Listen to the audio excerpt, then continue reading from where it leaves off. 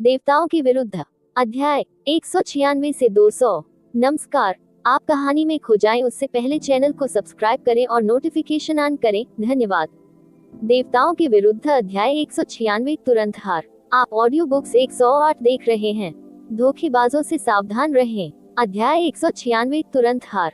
Junior brother Kang you ने तुरंत अपने होंठ बंद कर लिए और उस आकृति को देखा जो आसानी से उसकी पहुंच के भीतर थी। अविश्वास से तुरंत उसकी दृष्टि धुंधली हो गई, जिससे उसे ऐसा महसूस हुआ मानो वह सपनों के दायरे में गिर गई हो। उसके मस्तिष्क में चक्कर की लहरें भी उभर आई थीं। उसने एक कदम आगे बढ़ाया और भले ही उसने बलपूर्वक उसके आलिंगन में गोता लगाने के आवेग को सहन किया, फिर भी वह अपने चेहरे पर आंसुओं को नहीं दबा सकी जो किसी भी स्थिति में बह निकले। युनचे की ओर देखते हुए और अपनी रोने की आवाज को दबाते हुए उसने बोलने की कोशिश की, लेकिन वह पहले से ही इस हद तक रो रही थी कि कोई आवाज भी नहीं निकाल पा रही थी और एक सुसंगत वाक्य भी नहीं बोल पा रही थी। युनचे कैंग यू के सामने चला गया। किन वुशांग और बगल के अन्य दो लोगों की परवाह किए बिना उसने अपना हाथ बढ़ाया, धीरे से उसके चेहरे पर आंसुओं को पोंछा और दुखी दिल से कहा, क्षमा करें वरिष्ठ बहन, मैंने आपको चिंतित किया है। युनचे की आवाज हवा की सबसे धीमी आवाज की तरह थी और कैंग यू के कानों में गूंजती थी। उसने सोचा था कि वह अपने पूरे जीवन में कभी भी उसकी आवाज नहीं सुन पाएगी। उसने युनचे का हाथ पकड़ लिया। खुशी और आश्चर्य से उसके आंसू नहीं रुक रहे थे और उसने रोते हुए कहा, मैंने सोचा था, फिर कभी नहीं। मैंने सीनियर सिस्टर को यह नहीं बताया कि जिस स्थान पर मैं गया था वह मौत की बंजर भूमि थी और यह मेरी गलती है। हालांकि मैं सुरक्षित लौट आया हूँ, एक भी बाल गायब नहीं है। युनचे ने मुस्कुराते हुए उसे सांत्वना दी। जाने से पहले मैंने वरिष्ठ बहन से वादा किया था कि मैं आधे साल के भीतर वापस आऊंगा। हालांकि मुझे लगभग देर हो चुकी थी, कम से कम मैंने सीनियर बहन से अपना वादा नहीं तोड़ा। वरिष्ठ बहन, अब और मत रो। अब से मैं चाहे कहीं भी जाऊं, मैं आपको निश्चित रूप से ईमानदारी से बताऊंगा और फिर कभी आपको मेरे लिए चिंता नहीं करने दूंगा। कैंग यू के आंसू, युनचे की फुसफुसाहट। अगर कोई मूर्ख भी हो तो भी वे इस समय अपने रिश्ते को स्पष्ट रूप से बताने में सक्षम होंगे। किन वुशांग को छोड़कर, जिन्होंने बहुत पहले ही इस बात का आभास पा लिया था, क्योंकि किनवयो ने भी कई बार गुप्त रूप से उनकी ओर संकेत किया था। हालांकि इस तरह बगल से देखने पर वह कुछ हद तक अजीब और असहज था, फिर भी यह स्वीकार्य था। लेकिन फैंग बुफान और फैंग फिलॉन के लिए उनकी अभिव्यक्तियां कहीं अधिक दिलचस्प थीं। युनचे आधे साल पहले व्यापक रुचि वाला व्यक्ति था। उन्होंने मृत्यु की बंजर भूमि में उसकी मृत्यु की खबर भी सुनी है। क्राउन प्रिंस और तीसरे प्रिंस के बाद उन्होंने कभी कभी यह भी सुना था कि ब्लू मून प्रिंसेस और युनचे कुछ हद तक करीब थे। लेकिन इस समय वे दोनों के बहते आंसुओं और उजागर भावनाओं को करीब से और व्यक्तिगत रूप से देख रहे थे। युनचे मर गया या जीवित, यह उनके लिए कोई तत्काल चिंता का विषय नहीं था। आखिरकार उनकी नजर में वह महज एक छोटा किरदार था और ज्यादा से ज्यादा पहले क्राउन प्रिंस और थर्ड प्रिंस का ध्यान आकर्षित करने के अलावा युवा पीढ़ी के भीतर उसका एक अच्छा प्रभाव था। लेकिन कैंग यू, वह ब्लू विंड एम्पायर के शाही परिवार की एकमात्र राजकुमारी थी और वह पहचान जो और भी महत्वपूर्ण थी, वह महिला भी थी जिसकी प्रशंसक फेंग ज्यूचेन थी। फेंग बुफान और फेंग फिलॉन के आश्चर्यचकित होने के बाद युनचे की ओर उनकी निगाहों में तुरंत कुछ और दया आ गई। ब्लू मून प्रिंसेस की पहचान को एक तरफ रखते हुए, अगर फेंग ज्यूचेन ने इस युनचे के बारे में सुना जिसने उस महिला को कलंकित करने का साहस किया जिसकी वह कल्पना करता था, भले ही पूरा ब्लू विंड प्रोफाउंड पैलेस उसके लिए कवर हो जाए, फिर भी वह निश्चित रूप से एक अतुलनीय रूप से दयनीय मौत मरेगा और निश्चित रूप से कोई दूसरा परिणाम नहीं होगा। असामान्य भावों के साथ किन वुशांग और दो लोगों की ओर देखते हुए युनचे ने कैंग यू का हाथ दबाया, एक कदम आगे बढ़ाया और कहा, पैलेस चीफ किन, मैंने आधे साल पहले अपनी मर्जी से इस गहरे महल को बिना किसी ध्यान के छोड़ दिया था और मैं चाहता हूँ पैलेस चीफ की माफी के लिए।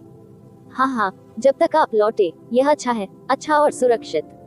किन वुशांग दयालुता से मुस्कुराए। युनचे की सुरक्षित वापसी देखकर वह भी वास्तव में अपने दिल में खुश था। कम से कम राजकुमारी कैंग यू का राख हुआ हृदय निराशा की हद तक दुखी नहीं रहेगा। उसने थोड़ा सिर हिलाया और कहा, ओह, ऐसा भी लगता है कि आपके प्रशिक्षण के आधे साल का फल बहुत चौंकाने वाला है। आपकी वर्तमान गहन शक्ति रैंक है क्या सच्चा गहन क्षेत्र 10वीं रैंक? ये उन्होंने मूल रूप से महसूस किया था कि युनचे द्वारा उत्सर्जित गहन ऊर्जा की आभा आधे साल पहले की तुलना में कहीं अधिक गहरी और घनी थी और इस प्रकार वह बहुत प्रसन्न थे। लेकिन जब उन्होंने वास्तव में इसकी जांच की तो अंततः उन्हें अत्यधिक सदमे के साथ पता चला कि उनकी गहन शक्ति का स्तर वास्तव में ट्रू प्रोफाउंड दायरे के 10वें स्तर तक पहुंच चुका था। जब उसने आखिरी बार यूचे को देखा था, वह 6 महीने पहले था। उस समय मुरोंगी के साथ अपने प्रदर्शन के दौरान उसकी गहन ताकत केवल ट्रू प्रोफाउंड दायरे के दूसरे स्तर पर थी। 6 महीने के समय के साथ वह वास्तव में लगातार 8 स्तरों को पार कर गया। सच्चा गहरा 10वां स्तर। आह, कैंग यू ने अपना चेहरा पीछे घुमाया, जिस पर अभी भी आंसू लटक रहे थे, और ऐसे स्वर में बोली जो आश्चर्यचकित और प्रसन्न दोनों थी। जूनियर ब्रदर युन, क्या ये सच है? आपकी गहन शक्ति वास्तव में ट्रू प्रोफाउंड के शिखर पर पहुंच चुकी है। क्षेत्र। किन वुशान के शब्दों ने फैंग गुफान और फेक फिलॉन दोनों की अभिव्यक्ति को बदल दिया।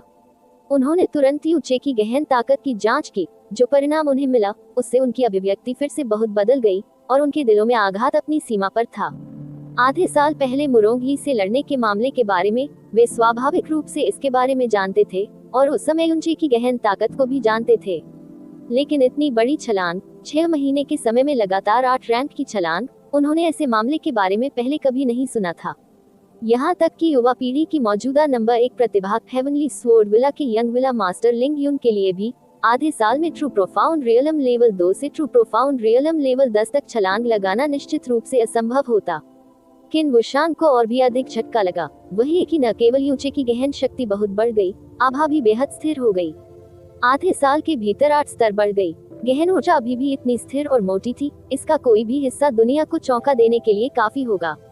युनचे ने मुस्कुराते हुए सिर हिलाया। हाँ, भले ही मौत की बंजर भूमि खतरों से भरी है, ये वास्तव में एक व्यक्ति को एक बहुत अच्छा प्रशिक्षण अनुभव दे सकती है। यदि ये केवल प्रशिक्षण होता, युनचे की चावन पूरी तरह से खुली गहरी नसों के साथ, तो भी उसे आधे साल में भारी लाभ हुआ होता। हालांकि उसने केवल इस वजह से अपनी ताकत इतनी अधिक नहीं बढ़ाई होगी। ड्रैगन गॉड वंश की विरासत प्राप्त करना सच्चा महत्वपूर्ण कारक था।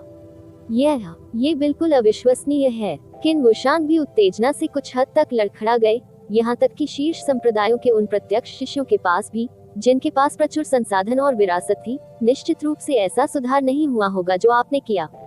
ऐसा लगता है जैसे मैंने तुम्हें हमेशा बहुत कम आंका था। ये भी कोई आश्चर्य की बात नहीं है कि राजकुमारी आपकी ओर क्यों आएगी। हाँ, तुम्हें इतना महत्व देता हूँ। पहले इस प्रमुख किन की प्रशंसा बहुत अधिक है। यूचे लापरवाही से मुस्कुराए और सीधे पीछा करने लगे। ब्लू विन रैंकिंग टूर्नामेंट सिर्फ 2 दिनों में शुरू होना चाहिए। मैं इस बार के रैंकिंग टूर्नामेंट में भाग लेने के लिए इंपीरियल परिवार का प्रतिनिधित्व करना चाहता हूँ। मुझे आश्चर्य है कि क्या पहले इस प्रमुख किन मुझे अनुमति दे सकते हैं। यह किन वुशान ने एक पल के लिए झिझकते हुए फैंग गुफान और फैंग फिलॉन पर नजर डाली और कहा, रैंकिंग टूर्नामेंट में भाग लेने वाली हर एक ताकत अधिकतम 3 प्रतिभागी शिष्यों को ही ला सकती है। भाग लेने के लिए शाही परिवार का प्रतिनिधित्व करने वाले 3 लोगों को पहले इसके भीतर मैचों द्वारा पहले ही चुना जा चुका है। मेरे बगल में आपके ये 2 वरिष्ठ भाई हैं, उनमें से 2 हैं और दूसरा फिन यूचेन है। यदि आप भाग लेंगे तो मुझे डर है। वह सरल है। युनचे ने अपना ध्यान फैंग गुफान और फैंग फिलॉन की ओर घुमाया। चूंकि यह एक रैंकिंग टूर्नामेंट है, तो टूर्नामेंट के नतीजे सभी बलों के भीतर इंपीरियल परिवार की रैंकिंग को प्रभावित करेंगे और स्वाभाविक रूप से इंपीरियल परिवार की प्रतिष्ठा को भी प्रभावित करेंगे। इस प्रकार हमें निश्चित रूप से प्रतिभागियों के रूप में सबसे मजबूत शिष्यों को चुनना होगा। चूंकि ये 2 वरिष्ठ भाई चयन में सबसे मजबूत 3 में से 2 हैं, तो अगर मैं उनमें से किसी एक को हरा देता हूँ, तो क्या इसका मतलब यह है कि मैं उनकी जगह ले सकता हूँ? यह किन वुशान ने कैंग यू की ओर देखा और धीरे से सिर हिलाया। वास्तव में ऐसा ही है। यदि आपकी ताकत आपके 2 वरिष्ठ भाइयों में से किसी एक से अधिक है, तो आप स्वाभाविक रूप से होंगे शाही परिवार का प्रतिनिधित्व करने और भाग लेने के लिए अधिक योग्य। ये अच्छा है। फिर यूचे ने अपना दाहिना हाथ अपनी पीठ के पीछे मोड़ा और अपना बायां हाथ फैंग गुफान और फैंग फिलॉन की ओर बढ़ाया। फिर मैं यहाँ 2 वरिष्ठ भाइयों से कुछ मार्गदर्शन मांगना चाहता हूँ। मुझे आश्चर्य है कि कौन सा वरिष्ठ भाई मुझे सबसे पहले मार्गदर्शन देना चाहेगा। यूचे और किन वुशान की चर्चा ने फैंग गुफान और फैंग फिलॉन को अपना तिरस्कार प्रकट कर दिया। भले ही युनचे की प्रगति विश्वास से परे चौंकाने वाली थी, वे दोनों बहुत पहले ही ट्रू प्रोफाउंड दायरे को तोड़ चुके थे और पहले से ही 1 साल से अधिक समय से स्पिरिट प्रोफाउंड दायरे में थे, तो वे संभवतः 10वें स्थान के बारे में कैसे परवाह कर सकते थे। सच्चा गहन क्षेत्र। उनके लिए ये सोचना और भी असंभव था कि वे एक सच्चे गहन अभ्यासी से हार जाएंगे। यूचे के रवैये के सामने दोनों तिरस्कार पूर्वक हंसे। फैंग फिलॉन का मुंह घूम गया और कहा, फेंग बुफान, मैं इसे आप पर छोड़ दूंगा। फैंग बुफान की आंखों का कोना तिरछा हो गया और उसने उपहास किया, फेंग फिलॉन, तुम केवल ऐसे व्यक्ति हो जो मुझसे हार गए, इसलिए मेरे लिए कुछ भी करने का कोई मतलब नहीं है। यदि आप उससे होकर भी नहीं गुजर सकते, तो क्या मुझे कार्रवाई करने की भी आवश्यकता है? फैंग फिलॉन ने गुस्से में जवाब दिया, उपनाम फैंग, ऐसा केवल इसलिए हुआ क्योंकि आपने ड्रैगन स्केल ट्रांसफॉर्मिंग पैलेट का जल्दी सेवन कर लिया और मुझसे 1 या 2 महीने पहले ही सफल हो गए। इन 2 या इतने दिनों में जब तक मैं ड्रैगन स्केल ट्रांसफॉर्मिंग पैलेट को परिष्कृत करना पूरा नहीं कर लेता, तब तक प्रतीक्षा करें, फिर हम देखेंगे कि हारने वाला कौन है। दोनों वरिष्ठ भाइयों को झगड़ने की कोई जरूरत नहीं है। युनचे ने हंसते हुए कहा, यदि आप लोग ये तय नहीं कर सकते कि मुझे मार्गदर्शन कौन देगा, तो आप दोनों एक साथ आ सकते हैं। उन शब्दों के बाहर आने के बाद किन वुशांग और कैंग यू मूर्खतापूर्ण तरीके से डर गए थे। फेंग बुफान और फेंग फिलॉन ने कुछ देर तक शून्य में देखा, फिर उसी समय उपहास किया। फैंग बुफान ने उत्तर दिया, हम्फ, युनचे, तुम सचमुच उतने ही अहंकारी और दम्भी हो जितना अफवाहों में कहा गया था कि तुम हो। फैंग बुफान ने अभी बोलना शुरू ही किया था, लेकिन तभी युनचे ने उसे अभद्रतापूर्वक टोक दिया, रैंकिंग टूर्नामेंट पहले से ही करीब है, बेहतर होगा कि हम अनावश्यक बातों पर समय बर्बाद न करें। यदि 2 वरिष्ठ भाई हमला करने की पहल नहीं करना चाहते हैं, तो मैं अब विनम्र नहीं रहूंगा। जैसे ही उसकी आवाज गिरी, युचे की आकृति चमक उठी और वह सीधे फैंग बुफान और फेंग फिलॉन पर टूट पड़ा। जैसे ही वह पास आया, उसका छायाचित्र अचानक 2 भागों में विभाजित हो गया, जिससे फैंग बुफान और फेंग फिलॉन को स्पष्ट रूप से एक अलग युचे दिखाई दिया जो उनकी प्रत्येक दिशा में हमला कर रहा था। ट्रू प्रोफाउंड रियलम में एक प्रतिद्वंद्वी के खिलाफ न तो फैंग बुफान या फैंग फिलॉन को कोई दबाव महसूस हुआ, न ही वे घबराए हुए महसूस हुए। और एक सच्चा गहन क्षेत्र जिसने वास्तव में स्पिरिट प्रोफाउंड क्षेत्र में 2 लोगों को एक साथ चुनौती देने का व्यर्थ प्रयास किया, उनकी नजर में सदी का सबसे बड़ा मजाक था। मरना। जब दोनों ने अपने सामने युनचे को अलग अलग पकड़ लिया तो वे ठंडे स्वर में चिल्लाए, लेकिन उनके दोनों हाथ एक साथ हवा में पकड़ लिए गए। दोनों युनचे, दोनों अवशिष्ट छवियां थीं, लेकिन उनके दोनों हमलों के तहत इन 2 अवशिष्ट छवियों पर हमला करना किसी वास्तविक व्यक्ति पर हमला करने से अलग नहीं था, और वह स्पष्ट भ्रामक भावना नहीं थी जो आमतौर पर अवशिष्ट छवियों में होनी चाहिए। ये स्टार गॉड की ब्रोकन शेडो का सबसे दुर्जय पहलू था। बाद में युचे का असली शरीर उनके ऊपर दिखाई दिया। जैसे ही उसके दोनों हाथ खुले और दोनों की दिशा में एक साथ प्रहार हुआ, उसका शरीर तुरंत घूम गया। बिजली की तरह उसने बाईं ओर वाले और दाईं ओर वाले के कंधे पर ऐसा हमला किया जो हल्का या भारी नहीं लग रहा था। युचे के आश्चर्यजनक हमले ने उन्हें चौंका दिया, लेकिन युचे के हमले का सामना करते समय उनमें डर का कोई संकेत नहीं दिखा। ट्रू प्रोफाउंड हमले के लिए, विशेष रूप से वह जो एक साथ 2 लोगों की ओर फैला हो, उनकी गहन ऊर्जा रक्षा को तोड़ना असंभव था। और जब तक दोनों ने एक साथ हमला होते ही अपनी गहन ऊर्जा से मुकाबला किया, तब तक 2 स्पिरिट प्रोफाउंड रियलम की जवाबी ऊर्जा इस अभिमानी अहंकारी बव्वा को, जो स्वर्ग और पृथ्वी के बीच का अंतर नहीं जानता था, गंभीर चोटें पहुंचाने के लिए पर्याप्त थी। लेकिन जैसे ही युचे का दोहरा थप्पड़ उनके कंधों पर पड़ा, एक अवर्णनीय दमनकारी भावना ने उनकी पीठ में तुरंत ठंडक पहुंचा दी और उनके दिल अचानक बंद हो गए। फिर एक जोर के धमाके के बाद उन्हें ऐसा महसूस हुआ जैसे कि उनके साथ ऐसा हुआ हो, उनकी गहन ऊर्जा रक्षा के रूप में 15,000 किलोग्राम के स्लेज हैमर द्वारा बेरहमी से तोड़ दिया गया, साथ ही काउंटर रिपेलिंग के किसी भी विचार को 1 सेकंड में तोड़ दिया गया। दोनों एक साथ कराहने लगे और दूर उड़ते हुए चले गए, मानो वे चावल के भूसे के 2 बंडल हों। वे लगातार 30 मीटर से अधिक दूरी तक उड़ते रहे। इसके बाद वे दर्द से कराहते हुए जमीन पर गिर पड़े और काफी देर तक उठ नहीं सके। युचे की गहन शक्ति वास्तव में सच्चे गहन क्षेत्र के 10वें स्तर पर ही थी, लेकिन उसकी वास्तविक शक्ति को उसकी गहन शक्ति से कैसे मापा जा सकता था? तुरंत 2 लोगों को हरा दिया, और ये दोनों युवा पीढ़ी के शक्तिशाली शीर्ष अभ्यासकर्ता थे जो 1 वर्ष से अधिक समय से इन पैलेस की हेवनली प्रोफाउंड रैंकिंग में दूसरे और तीसरे स्थान पर थे। किन वुशान की बूढ़ी आंखें तुरंत गाय की आंखों से भी अधिक चौड़ी हो गईं, और यहाँ तक कि कैंग यू ने भी धीरे से हौंकते हुए अपना मुंह ढक लिया था। उसकी आंखों की हैरान कर देने वाली चमक जो सुखद आश्चर्य में बदल गई, एक बार फिर गहरी प्रशंसा और श्रद्धा में बदल गई। जैसे कि कैसे एक साधारण लड़की अपने बहादुर प्रेमी की प्रशंसा करती है।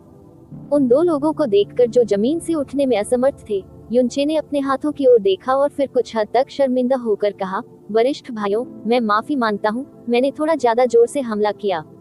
एरर, पैलेस चीफ किन। ओह, मैं वास्तव में जानबूझकर ऐसा नहीं करना चाहता था। इससे रैंकिंग टूर्नामेंट में देरी नहीं होनी चाहिए, है ना? देवताओं के विरुद्ध अध्याय 197 रोष। आप ऑडियो बुक्स 108 देख रहे हैं। धोखेबाजों से सावधान रहें। अध्याय 197 रोष। प्रतिक्रिया देने से पहले किन बुशान काफी देर तक हैरान रहे। उन्होंने तुरंत फैंग बुफान और फैन फिलॉन की चोटों की जांच की, जिसके बाद वह अवाक रह गए। उन दोनों के कंधे की हड्डियां टूट गईं और उनके कंधों की मेरिडियन टूट गईं। इस तरह की स्थिति में रैंकिंग टूर्नामेंट पर विचार करने से पहले उन्हें अपने शरीर को ठीक करने के लिए 1 या 2 महीने की आवश्यकता होगी, और इस अवधि के दौरान वे अपनी गहन शक्ति का उपयोग नहीं कर पाएंगे। किन बुशान ने चुपचाप एक आश्चर्यचकित घूंट पी लिया। युनचे ने जो प्रहार किया वह बहुत ही लापरवाही से किया गया था। अपनी पूरी ताकत के बजाय उसकी आधी ताकत का भी इस्तेमाल नहीं किया गया। ये शीर्ष 3 रैंकों पर कब्जा कर चुके 2 शक्तिशाली शिष्यों को इस हद तक घायल करने के लिए पर्याप्त था। केवल सच्चे गहन क्षेत्र की ताकत के साथ वह वास्तव में ऐसी चौंकाने वाली ताकत के प्रहार से निपटने में सक्षम था। ये बिल्कुल अविश्वसनीय था। दोनों शिष्यों की चोटों की जांच करने के बाद किन बुशान ने गहरी सांस लेते हुए कहा, कंधे की हड्डी में गंभीर फ्रैक्चर। मुझे डर है कि आप दोनों में से किसी के लिए भी इस टूर्नामेंट में भाग लेना अब संभव नहीं है। मेडिसिन हॉल में जल्दी जाओ। किन बुशान की बातें सुनकर दोनों शिष्यों के चेहरे मुरझा गए। Blue wind ranking tournament blue wind empire का सबसे शानदार और सबसे ज्यादा फॉलो किया जाने वाला आयोजन था, खासकर युवा पीढ़ी के बीच। इस प्रतियोगिता में भाग लेने में सक्षम होना किसी के जीवन भर का सपना कहा जा सकता है, क्योंकि टूर्नामेंट ने युवा पीढ़ी के सबसे विशिष्ट लोगों को इकट्ठा किया था और भविष्य में वे ब्लू विंड साम्राज्य के भीतर गहन शक्ति की दुनिया की देखरेख करने वाले स्वामी बन जाएंगे। वहां प्रतिष्ठित संप्रदाय के नेता और बुजुर्ग थे जिनसे मिलना किसी एक के स्वर्ग जाने से भी कठिन था। हालांकि ये सभी नेता और बुजुर्ग भी ब्लू विंड रैंकिंग टूर्नामेंट के लिए एकत्र हुए थे। कई युवा अभ्यासकर्ताओं के लिए क्या वे अच्छी रैंकिंग प्राप्त कर सकते हैं ये गौण था। यहाँ तक कि एक बार प्रतियोगिता में भाग लेने में सक्षम होना भी एक बेहद समृद्ध अनुभव था। फेक बुफान और फेक फिलॉन पहले से ही लगभग 21 वर्ष के थे। ये ब्लू विंड रैंकिंग टूर्नामेंट में भाग लेने का उनका एकमात्र मौका होगा। मूल रूप से वे पूरी रात सोने के लिए बहुत उत्साहित थे और सुबह जल्दी ही निकलने की तैयारी कर चुके थे। कोई सोच भी नहीं सकता था कि उनके खूबसूरत सपनों को एक ही पल में चकनाचूर कर देगा। पहले इस चीफ किन, मेरी चोट ज्यादा बोझ नहीं है, मैं निश्चित रूप से रैंकिंग टूर्नामेंट में जारी रख सकता हूँ। फैंग बुफान ने अपने शरीर को सीधा किया, अपने कंधे में तेज दर्द का दृढ़ता से विरोध किया और अपने चेहरे पर एक शांत मुखौटा लगाने की पूरी कोशिश की। खुद पर दबाव डालने की कोई जरूरत नहीं है। किन बुशान ने अपना हाथ लहराया, तुम्हारा कंधा पहले से ही अपंग है।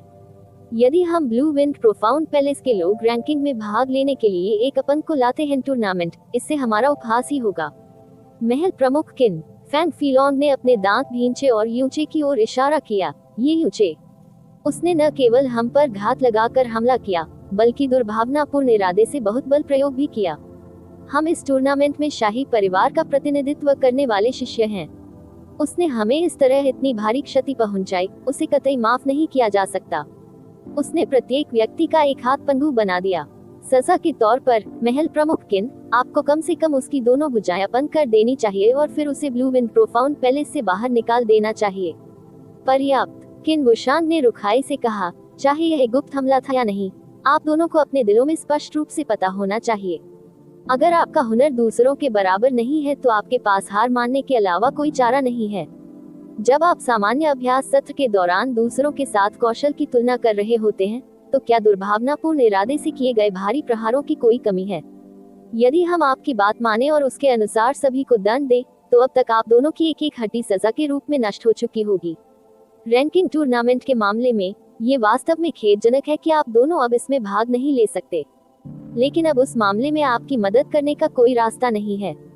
आप अभी तक यहाँ क्या कर रहे हैं? यदि आप जल्दी से मेडिसिन हॉल में नहीं जाते हैं, तो आपकी भुजाएं हमेशा के लिए अपंग हो सकती हैं। किन बुशान स्पष्ट रूप से यूचे का पक्ष ले रहे थे। आप उसे दोष नहीं दे सकते।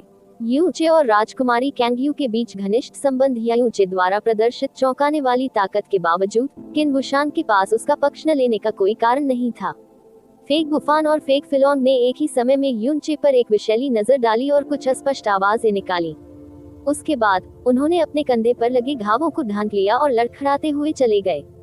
पहले इस चीफ किन, क्या मैं अब रैंकिंग टूर्नामेंट में भाग लेने के लिए शाही परिवार का प्रतिनिधित्व कर सकता हूँ?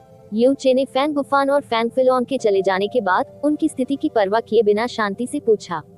किन वुशांग ने फूट फूट कर हंसते हुए कहा, आपने पहले ही उन दोनों को इस हद तक घायल कर दिया है, मेरे पास और क्या विकल्प है। कैंग यू चे के सामने खुशी से भरे मुस्कुराते चेहरे के साथ खड़ा था। पैलेस चीफ किन, आपने ये भी देखा है कि जूनियर भाई यू उन दोनों की तुलना में कितना मजबूत है। ब्लू विन रैंकिंग टूर्नामेंट में एक गुट को जो रैंक प्राप्त होती है वह सबसे अच्छा प्रदर्शन करने वाले शिष्य द्वारा प्राप्त रैंक पर आधारित होती है, न कि उसके शिष्यों द्वारा प्राप्त औसत रैंक पर। जूनियर ब्रदर युन का भाग लेना उन दोनों की संयुक्त भागीदारी से 100 गुना बेहतर होगा। इसी समय इन पैलेस के प्रवेश द्वार से अचानक एक चिंताजनक चीख सुनाई दी। ठीक है, मुझे अंदर आने दो, मैं एक व्यक्ति को ढूंढने जा रहा हूँ। मैं आपसे विनती कर रहा हूँ कि मुझे अंदर आने दो। मैं गारंटी देता हूँ कि मैं इस व्यक्ति से मिलने के तुरंत बाद निकल जाऊंगा। बड़े, बस मुझे अंदर आने दो, ठीक है। इस आवाज ने यू चे और कैंग यू दोनों को क्षण भर के लिए स्तब्ध कर दिया। यू चे ने तुरंत अपना सिर घुमाकर इन पैलेस के मुख्य प्रवेश द्वार की दिशा की ओर देखा। ये युवानबा की आवाज है। कैंग यू ने तुरंत कहा, पैलेस चीफ किन, जल्दी से उसे अंदर आने दो। उसने सुना होगा कि जूनियर भाई यू वापस आ गया है, यही कारण है कि वह इतने उत्साह से दौड़ता हुआ आया। किन वुशांग ने सिर हिलाया और अपनी आवाज को प्रदर्शित करने के लिए एक शक्तिशाली और भेदक बल का इस्तेमाल किया। बुजुर्ग चू, उसे अंदर आने दो।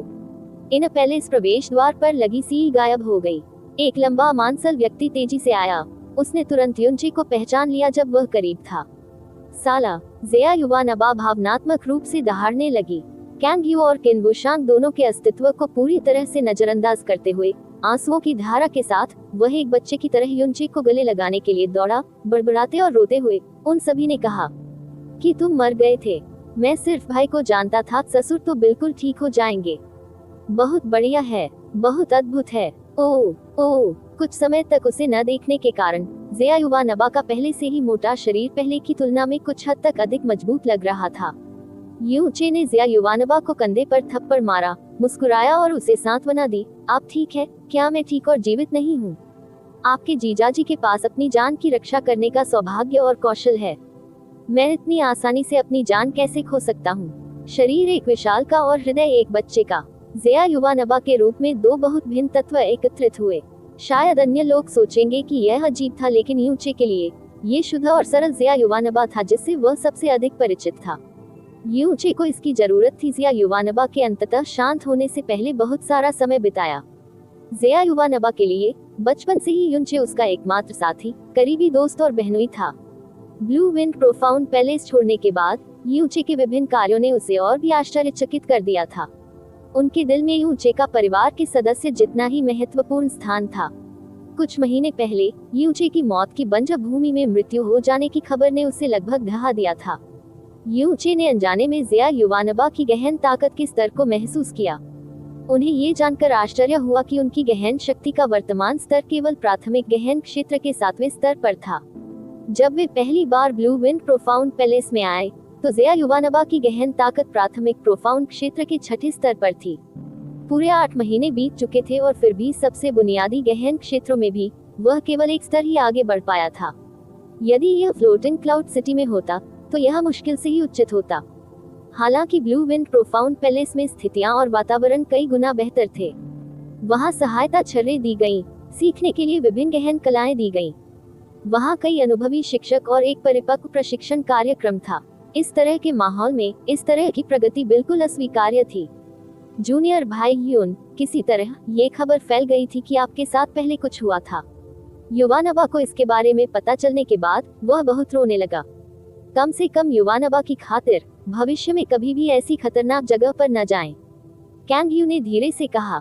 जब उसने मौत की बंजर भूमि की बुरी प्रतिष्ठा के बारे में सोचा, भले ही यूचे उसके सामने सुरक्षित रूप से खड़ा था, फिर भी उसके मन में डर का एक निशान था।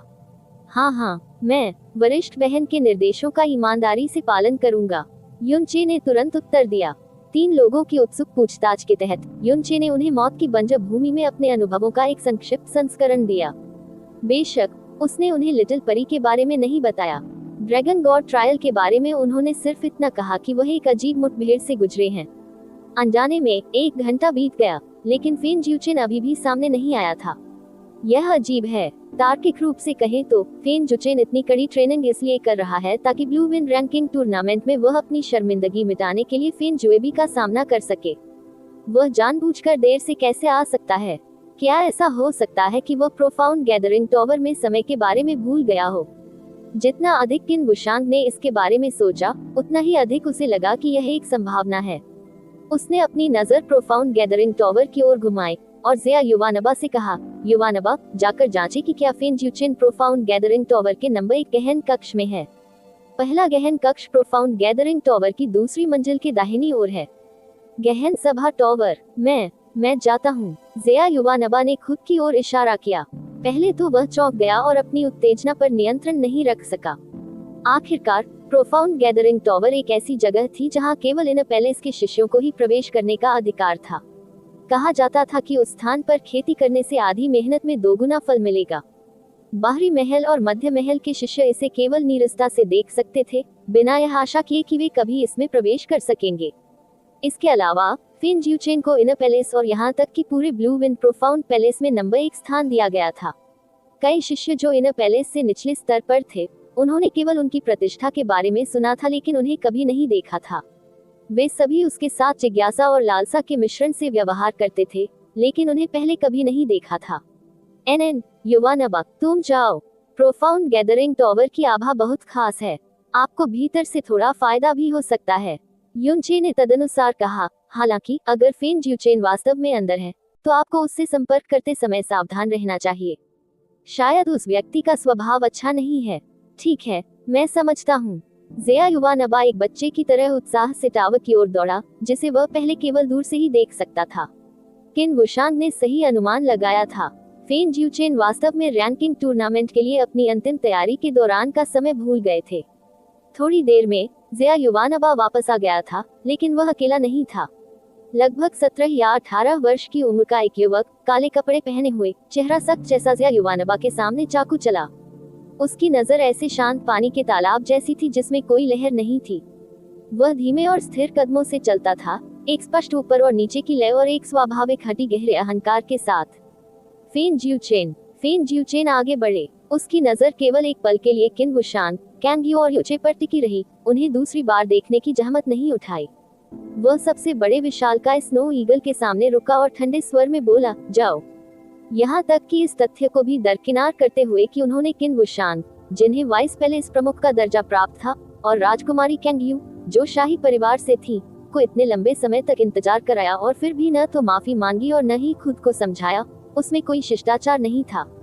बस एक शब्द गो जारी किया गया जैसे कि यह एक आदेश था, मानो वह स्वर्ग के नीचे सबसे महत्वपूर्ण व्यक्ति हो। अपने अलावा ध्यान देने लायक कोई नहीं था। युचे ने ज़िया युवानबा की ओर देखने से पहले फेन ज्यूचेन पर एक नजर डाली। वह कुछ कहने ही वाला था, लेकिन तभी उसके माथे पर एक शिकन दिखाई दी, क्योंकि ज़िया युवानबा जिस तरह से चल रही थी वह स्पष्ट रूप से अप्राकृतिक था। उसका दाहिना पैर लंगड़ा कर चल रहा था, मानो उस पर कोई गंभीर घाव हो गया हो। चलते समय उसका दाहिना हाथ अप्राकृतिक लय में हिलता था। ज़िया युवानबा ने पहले ही ये दिखावा करने के लिए कड़ी मेहनत की थी कि कुछ भी नहीं हुआ था, लेकिन वही यूचे की आंखों से कैसे छिप नहीं सकता था। यूचे जल्दी से ज़िया युवानबा का समर्थन करने के लिए आगे आया और पूछा, युवानबा, तुम्हें क्या हुआ? क्या आपको कोई चोट लगी? नहीं, मैंने नहीं। यूचे के सवाल से ज़िया युवानबा थोड़ा घबरा गई। उन्होंने तुरंत इनकार कर दिया, जब मैं प्रोफाउंड गैदरिंग टॉवर में सीढ़ियों से नीचे चल रहा था, मैं लापरवाह था और इसलिए मैं फिसल गया और गिर गया। अपने शरीर के साथ, भले ही आप 10 बार सीढ़ियों से गिरे हों, फिर भी ऐसा नहीं होगा। वास्तव में क्या हुआ? क्या वह आंतरिक महल का शिष्य था जिसने दुर्भावनापूर्वक आपको चोट पहुंचाई? युनचे की भौहें तलवार के 2 छेदों में झुक गईं। मुझे ईमानदारी से बताओ, मेरे होते हुए कोई तुम्हें धमका नहीं सकता, चाहे वह कोई भी हो। मैं उससे इसकी कीमत चुकाऊंगा। सचमुच? ये सचमुच ठीक है। ज़िया युवानबा ने लगातार इनकार किया और तभी गहरे तिरस्कार से भरी एक ठंडी आवाज सुनाई दी, ये बेकार चीज जो केवल प्राथमिक गहन क्षेत्र की है। उसने वास्तव में मेरे सामने चलने की हिम्मत की, इसलिए मैंने उसकी एक स्मृति उकेर दी। आप मुझे किस प्रकार की कीमत चुकाने की तैयारी कर रहे हैं? युनचे घूमा और उसकी नजर फेन ज्यूचेन पर पड़ी। उसकी आंखें सिकुड़ गईं और उसकी आंखों की रोशनी बर्फ जैसी हो गई। क्या आप ही थे जिसने युवानबा को घायल किया था? बहुत अच्छा। तुरंत युवानबा से माफी मांगे और फिर अपने चेहरे पर 3 बार थप्पड़ मारें। अन्यथा मैं ये सुनिश्चित कर दूंगा कि आप इस जीवन काल में कभी भी रैंकिंग टूर्नामेंट में भाग नहीं लेंगे। देवताओं के विरुद्ध अध्याय 198 निहत्थी धधकती तलवार प्राप्त करना। आप ऑडियो बुक्स 108 देख रहे हैं। धोखेबाजों से सावधान रहें। अध्याय 198 निहत्थी धधकती तलवार प्राप्त करना। एक बार जब फेन ज्यूचेन ने ब्लू विंड प्रोफाउंड पैलेस में प्रवेश किया तो उन्होंने तुरंत हेवनली प्रोफाउंड रैंकिंग में पहला स्थान ले लिया और किसी ने भी उन्हें हिलाने की हिम्मत नहीं की। अपनी चौंकाने वाली पृष्ठभूमि के साथ ब्लू विंड प्रोफाउंड पैलेस में वह कई शिष्यों की नजर में एक भगवान जैसा अस्तित्व था। वे केवल उसकी प्रशंसा कर सकते थे और उसके जैसा बनने की लालसा कर सकते थे। किसी ने उसे उकसाने की हिम्मत नहीं की। उससे इस तरह बात करने की हिम्मत करने वाला युनचे निश्चित रूप से एकमात्र व्यक्ति था। यहाँ तक कि फैंग बुफान और फैंग फीलोंग जैसे अन्य पूरी तरह से अहंकारी लोग भी निश्चित रूप से ऐसा करने की हिम्मत नहीं करेंगे। युचे की बातें सुनने के बाद फेन ज्यूचेन को जरा भी गुस्सा नहीं आया। उसकी भावनाओं में बिल्कुल भी उतार चढ़ाव नहीं हुआ, क्योंकि उनकी नजर में सामने वाले व्यक्ति में उन्हें गुस्सा दिलाने की योग्यता ही नहीं थी। उसने हल्के से 3 शब्द बोले, सिर्फ तुम्हारे साथ। हाँ, सिर्फ मेरे साथ। फेन ज्यूचेन के विपरीत युचे ने अपना गुस्सा बिल्कुल भी नहीं छिपाया। फेन ज्यूचेन के बारे में उनका दृष्टिकोण भी तुरंत बदल गया था। पहली बार जब उनका सामना फेन ज्यूचेन से हुआ तो उन्हें केवल अहंकार की गहराई तक व्याप्त आश्चर्यजनक रूप से भारी आभा महसूस हुई। लेकिन इस समय उसे अंततः एहसास हुआ कि न केवल ये फेन ज्यूचेन अहंकारी था, वह पागल था और एक प्रकार का अवमानना वाला पागल था। आखिरकार वह बनिंग हेवन कबीले से आया था, ब्लू विंड साम्राज्य के शीर्ष संप्रदायों में से एक। इस प्रकार के कुल में जन्मे उनके मन में बहुत कम उम्र से ही श्रेष्ठ लोगों और हीन लोगों की स्पष्ट अवधारणा थी। ब्लू विंड प्रोफाउंड पैलेस में शायद उसने जो भी देखा वह एक घटिया व्यक्ति था। उनके लिए व्यक्तिगत रूप से किसी हीन व्यक्ति को सबक सिखाना सही और उचित माना जाता था। आह, तुम दोनों। ये दोनों लोग अपनी पहली मुठभेड़ में तलवारें खींचे हुए और धनुष झुकाए हुए मिले थे। किन वुशांग उन्हें रोकने की तैयारी करने ही वाले थे कि कैंग यू ने उन्हें रुकने का इशारा किया, फिर चुपचाप उनकी ओर अपना सिर हिला दिया। वह बहुत स्पष्ट थी कि युचे एक अत्यंत प्रतिशोधी व्यक्ति था। अन्य मुद्दों के लिए वह मान लेगा और बहस नहीं करेगा, लेकिन अपने करीबी लोगों को चोट पहुंचाने से उसका गुस्सा गंभीर रूप से भड़क जाएगा। यदि ऐसा हुआ तो चाहे उसका सामना किसी से भी हो, वह निश्चित रूप से मामले को यही नहीं छोड़ेगा। तुम्हारे पास योग्यता भी नहीं है। फेन ज्यूचेन के कठोर चेहरे पर उपहास का एक निशान चमक उठा। मुझ में योग्यता है या नहीं यह मैं ही तय करता हूँ, आप नहीं। युचे की आवाज भी ठंडी हो गई। वह फेन ज्यूचेन की ओर चला और जोर से कहा, ऐसा लगता है कि आप माफी मांगने की योजना नहीं बना रहे हैं। अच्छे से, मैंने तुम्हें पहले ही मौका दे दिया है। तुम ही वह हो जो यह नहीं चाहते। अब मैं न केवल चाहता हूँ कि तुम युवानबा से माफी मांगो, बल्कि तुम्हें घुटने टेक कर उसके सामने प्रणाम भी करना होगा। बोलने के बाद युचे के पैर लड़खड़ा गए। एक पल में उसकी गति विस्फोटक रूप से तेज हो गई और उसका हाथ फेन ज्यूचेन की छाती पर लग गया। तुम मौत को दावत दे रहे हो। युचे के जानबूझकर किए गए हमले का सामना करते हुए फेन ज्यूचेन ने अपना हाथ भी नहीं उठाया। एक मुट्ठी बाहर की ओर निकली और आग की लपटें अचानक मुट्ठी के ऊपर प्रज्वलित हो गईं। युचे के दाहिने हाथ ने भी अचानक एक मुट्ठी बना ली, जो फेन ज्यूचेन की मुट्ठी से टकरा गई। टकराना, जिस बिंदु पर उनकी मुट्ठियां टकराईं, वहां से बड़ी ताकत का एक झोंका आया जो फेन ज्यूचेन के अनुमान से कहीं अधिक था।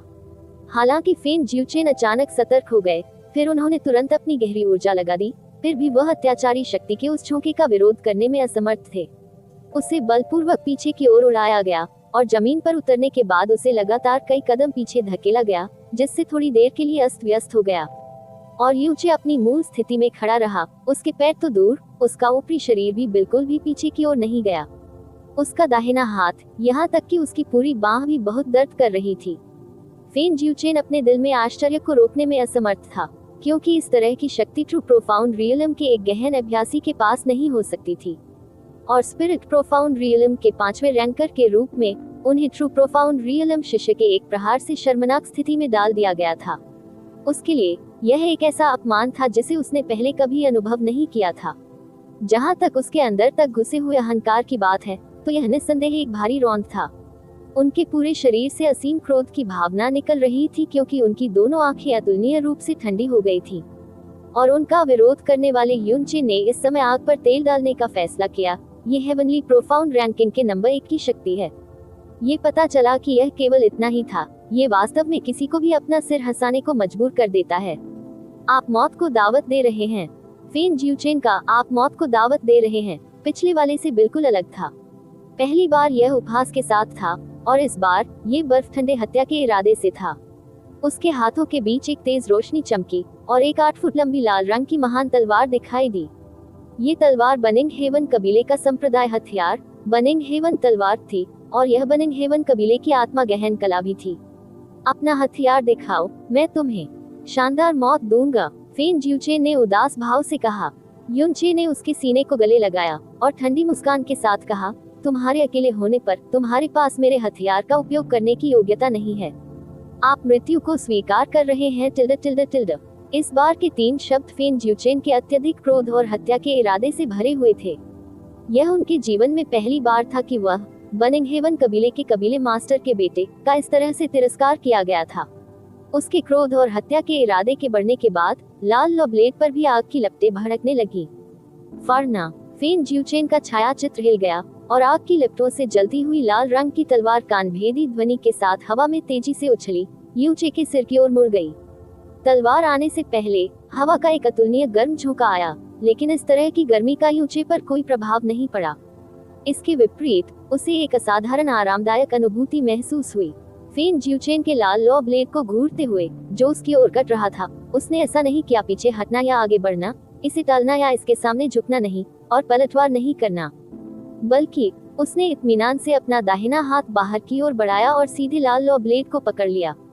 इस कार्रवाई के कारण किन वुशान, कैंग यू और ज़िया युवानबा डर से पीले पड़ गए। यूचे की उपस्थिति को देखकर ये स्पष्ट था कि वह फेन जिउचेन की लाल लॉ ब्लेड को निहत्थे प्राप्त करना चाहता था। निहत्थे नग्न ब्लेड प्राप्त करना एक दुर्लभ घटना नहीं मानी जा सकती है, लेकिन ये केवल 2 लोगों के बीच ही हो सकता है जिनकी ताकत में भारी अंतर हो। यह अंतर कम से कम 5 स्तर का होना चाहिए, और अगर ऐसा होता तो भी यह बड़े खतरे से जुड़ा होता। और फेन जिउचेन किस प्रकार का व्यक्ति था? उसकी गहन शक्ति न केवल यूचे से अधिक थी, बल्कि 5 स्तर तक अधिक मजबूत थी। इसके अलावा उसके हाथों में लाल लॉ ब्लेड लगभग एक पृथ्वी गहन हथियार माना जा सकता है। ये जलती हुई स्वर्ग की लपटों से प्रज्वलित थी, जो स्टील को पिघला सकती थी। यदि ये तलवार वास्तव में संपर्क में आती तो बढ़िया स्टील भी टूट जाता, मानव शरीर की तो बात ही छोड़िए। जूनियर भाई यू, जल्दी से चले जाओ, कैंग यू अनैच्छिक रूप से चिल्लाए और उसकी अभिव्यक्ति चिंता से भरी थी। किन वुशान भी अपने दिल में बहुत चिंतित थे, लेकिन वह दोनों से बहुत दूर थे। भले ही वह स्काई प्रोफाउंड प्रैक्टिशनर था, उसके पास उन्हें रोकने का समय नहीं था। वह केवल खुली आंखों से यूचे के दाहिने हाथ को फेन जिउचेन के लाल लॉ ब्लेड को पकड़ते हुए देख सकता था। इसके बाद दृश्य सीधे बंद हो गया। त्वचा और मांस के काटे जाने की कोई आवाज नहीं थी, खून निकलने का कोई निशान नहीं था और यूचे के हाथ और पूरी बांह काटे जाने का कोई दृश्य नहीं था। क्रिम्सन फ्लेम ब्लेड और यूचे का हाथ दोनों पूरी तरह से अपनी जगह पर स्थिर थे। सटीक होने के लिए यूचे के हाथ ने क्रिम्सन फ्लेम ब्लेड के संतुलन बिंदु को मजबूती से पकड़ लिया था, जिससे क्रिम्सन फ्लेम ब्लेड थोड़ा भी नीचे जाने में असमर्थ हो गया था।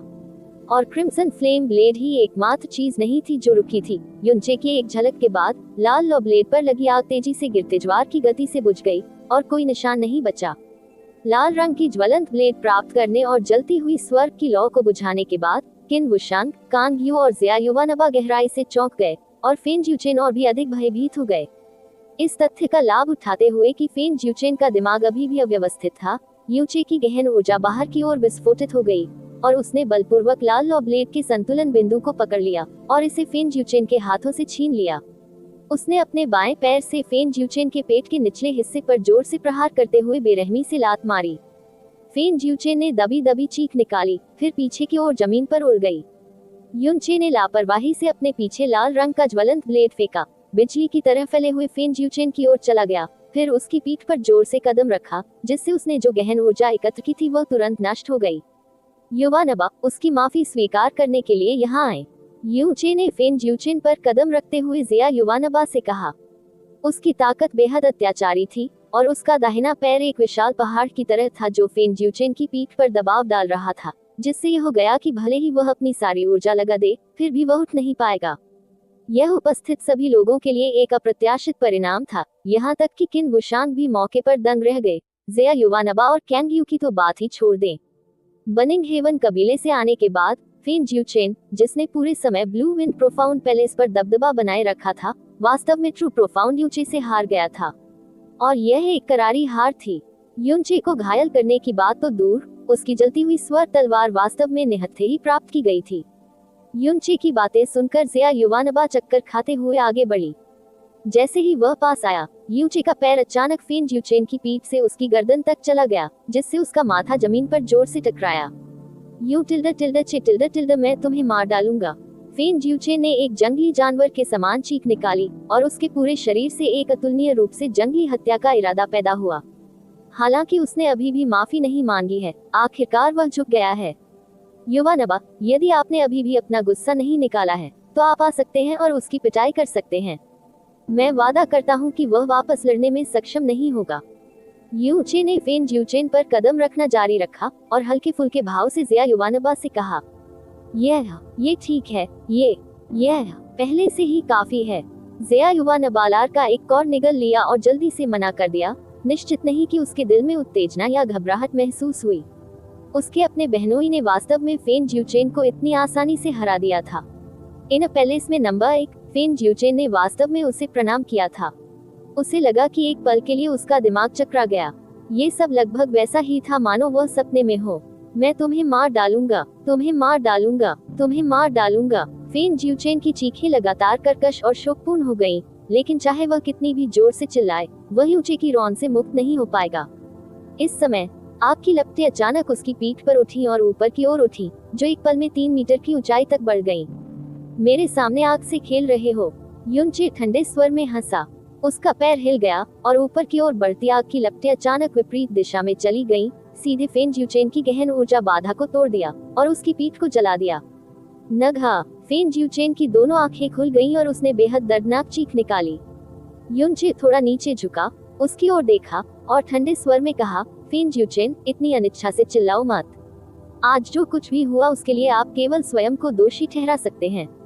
जो दूसरों को अपमानित करता है वह सदैव अपमानित ही होता है। मुझे ये कहते हुए सुनने के बाद, क्या आप अभी भी किसी ऐसे व्यक्ति का अपमान करना चाहते हैं जो केवल प्राथमिक गहन क्षेत्र में है, जिसकी कोई पृष्ठभूमि नहीं है, जो केवल एक हीन व्यक्ति है जो आपकी नजर में कुछ भी नहीं है? लेकिन मेरी नजर में तुम्हारे जीवन की तुलना युवानबा के सिर पर एक बाल से भी नहीं की जा सकती।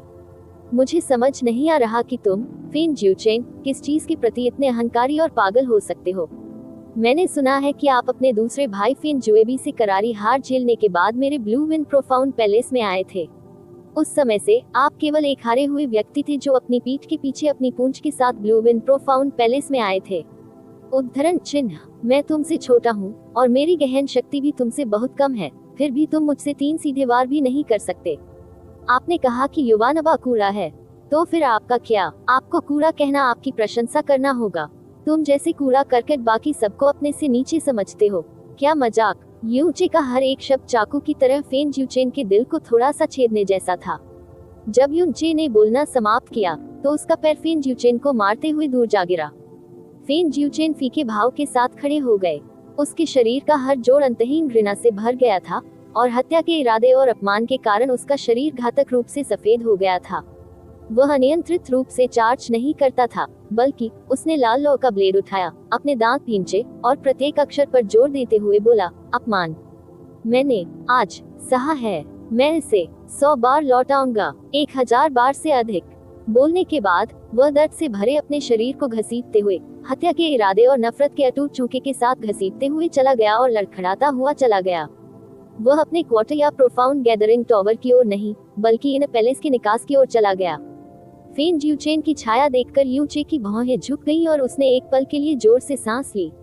उसे ये भी अंदाजा था कि उसने फेन जियूचेन को जो सबक सिखाया था, वह उसे एक भयावह दुश्मन बना देगा। एक पागल जैसा दुश्मन, लेकिन उसे निश्चित रूप से इसका पछतावा नहीं होगा। पैलेस प्रमुख किन, क्षमा करें, मैंने भाग लेने वाले एक अन्य शिष्य को जबरदस्ती हटा दिया है। यूचे ने किन वुशांग से माफी मांगते हुए कहा। यह जैसा कि मामला था, किन वुशांग किसी भी चीज के लिए यूचे को दोष नहीं दे सकते थे। वह केवल भरते हुए कह सका, भूल जाओ, तुम्हें दोष नहीं दिया जा सकता, जो कुछ भी हुआ उसके लिए वह दोषी है। ब्लू विंड प्रोफाउंड पैलेस में आने के बाद उसने किसी को भी अपनी आंखों में नहीं डाला और अनगिनत लोगों पर हमला किया। अब समय आ गया है कि कोई उसे सबक सिखाए। केवल आपने जो कहा वह थोड़ा अनावश्यक था और उसे झुकने के लिए मजबूर करना था। आखिरकार वह बनिंग हेवन कबीले के नेता का बेटा है और उसने अपने जीवन में पहले इस तरह के अपमान का अनुभव नहीं किया है। मैंने यह उसकी भलाई के लिए किया। उनके स्वभाव के अनुसार अगर उन्हें आज ये छोटा नुकसान नहीं हुआ तो भविष्य में उन्हें निश्चित रूप से बहुत बड़ा नुकसान होगा। हम आखिरकार वह बहुत छोटा है, यू चे ने हल्के से कहा। उन्होंने अपना आखिरी बयान वृद्ध और अनुभवी तरीके से कहा और जब कैंग यू ने सुना तो वह तुरंत मुस्कुरा दी, क्योंकि यूचे स्पष्ट रूप से फेन ज्यूचेन से छोटी थी। Against the gods chapter 199 number 1 beauty. तुम हो ऑडियो बुक्स 108 देखना। धोखेबाजों से सावधान रहें। अध्याय 199 नंबर 1 सुंदरता। हमें प्रतिस्पर्धी शिष्यों के मामले को निपटाने के लिए फिर से कुछ प्रयास बर्बाद करने होंगे। चयन प्रतियोगिता में चौथा स्थान और 5वां स्थान प्राप्त करने वाले शिष्यों का चयन तो ठीक रहेगा, लेकिन उन्हें ढूंढने और तैयार करने की प्रक्रिया में थोड़ा समय लग सकता है। किन्वयो ने कुछ हद तक असहायता से कहा। अचानक यूचे ने कहा, पैलेस प्रमुख किन वरिष्ठ बहन ने पहले कहा था कि रैंकिंग टूर्नामेंट से पावर रैंकिंग उच्चतम रैंकिंग वाले शिष्य के अनुसार दी जाती है, न कि शिष्यों की औसत रैंक के अनुसार। क्या ये सच है? किन वुशांग ने सिर हिलाया। ये वास्तव में ऐसा है। उदाहरण के लिए, यदि किसी शक्ति का कोई शिष्य पहले स्थान पर है और अन्य 2 शिष्य शीर्ष 100 में जगह नहीं बनाते हैं और किसी अन्य शक्ति के शिष्य दूसरे, तीसरे और चौथे स्थान पर हैं, तो पहले वाले को पहले स्थान पर रखा जाएगा और बाद वाले को दूसरा स्थान दिया जाएगा। ऐसा इसलिए है क्योंकि एक चरम बिजली घर को बढ़ावा देने में सक्षम होना शक्ति का सबसे महत्वपूर्ण संकेत है। युनची मुस्कुराए और घमंड से कहा, तो फिर अगर मुझे टूर्नामेंट में शाही परिवार का प्रतिनिधित्व करना होता तो क्या ये पर्याप्त नहीं होता? हालांकि फेन ज्यूचेन, फेक बुफान और फेक फिलॉन कमजोर नहीं है, लेकिन मुझे विश्वास है कि उनकी रैंकिंग निश्चित रूप से मेरी तुलना में अधिक नहीं होगी। प्रोफाउंड पैलेस के भीतर कोई भी अन्य शिष्य मुझसे आगे निकलने में सक्षम नहीं है। यदि ऐसा है तो अन्य शिष्यों को बुलाकर समय बर्बाद करने की कोई आवश्यकता नहीं है। यह आप जो कहते हैं वह वास्तव में सच है, लेकिन ब्लू विन रैंकिंग टूर्नामेंट में भाग लेना एक दुर्लभ अवसर है। रैंकिंग के बावजूद टूर्नामेंट को व्यक्तिगत रूप से देखना किसी भी युवा गहन अभ्यासकर्ता के लिए अतुलनीय रूप से फायदेमंद है। स्वाभाविक रूप से हम इस अवसर को बर्बाद नहीं कर सकते। किन्वयो ने कहा, मैं इस बात को समझता हूँ।